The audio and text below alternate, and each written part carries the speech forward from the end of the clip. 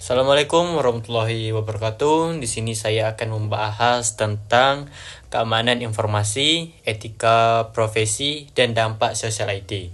Yang pertama yaitu keamanan informasi. Pengertian keamanan informasi. Keamanan informasi adalah upaya melindungi data dan informasi agar tidak diakses oleh yang tidak berhak, tidak diubah tanpa izin, tidak hilang atau rusak. Keamanan informasi ini mempunyai tujuan keamanan, yaitu yang pertama menjaga kerahasiaan data, confidentiality, memastikan informasi hanya dapat diakses oleh pihak yang berwenang. Contohnya penggunaan password dan kontrol hak akses.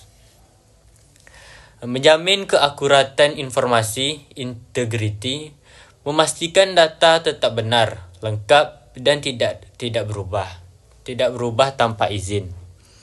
Contohnya yaitu checksum, hash, audit log dan kontrol. Memastikan informasi selalu tersedia saat dibutuhkan. Availability, menjamin sistem dan data dapat diakses kapanpun diperlukan oleh pengguna yang berhak. Contohnya yaitu backup data, server cadangan, UPS, dan sistem failover. Contoh pelanggaran etika IT yaitu membocorkan data pengguna, melanggar privasi dan kerahasiaan data.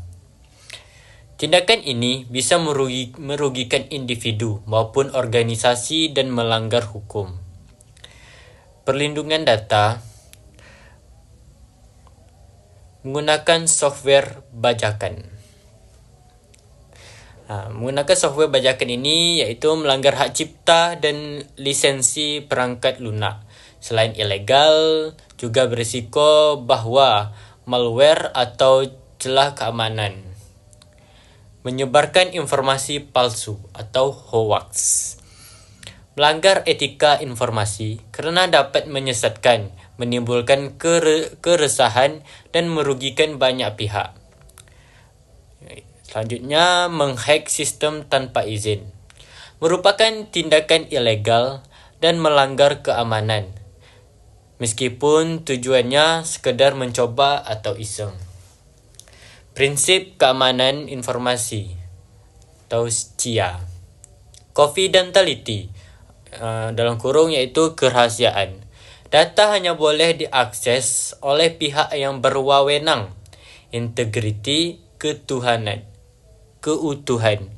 Data tidak boleh diubah tanpa izin. Availability, ketersediaan. Data dapat diakses saat dibutuhkan. Ancaman keamanan informasi. Virus dan malware. Program berbahaya yang dapat merusak sistem, mencuri data atau mengganggu kinerja komputer. Contohnya seperti hacker, pihak yang mencoba mengakses sistem tanpa izin untuk mencuri, mengubah atau merusak data. Phishing, tahu kan phishing? Phishing itu sama seperti penipuan online. Upaya penipu pengguna agar memberikan informasi sensitif seperti password atau data kartu kredit melalui email, pesan atau situs palsu. Kebocoran data, terjadinya akses atau penyebaran data rahasia tanpa izin, baik akibat serangan maupun kelalaian. Password yang lemah. Password yang mudah ditebak sehingga memudahkan pihak tidak berwenang untuk masuk ke sistem. Yang kedua yaitu etika profesi. Pengertian etika profesi.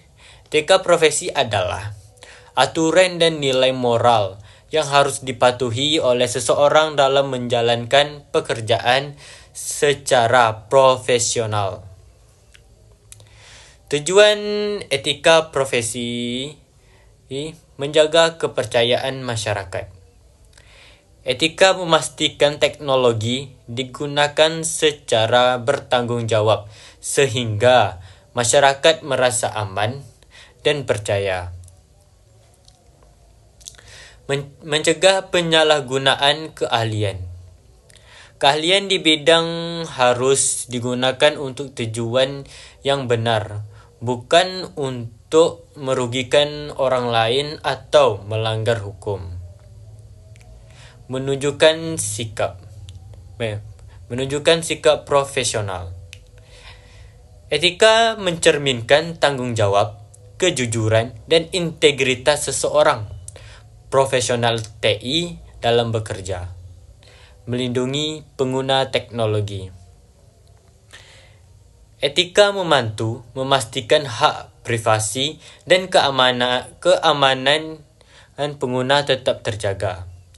Etika profesi di bidang IT. Menjaga kerahasiaan,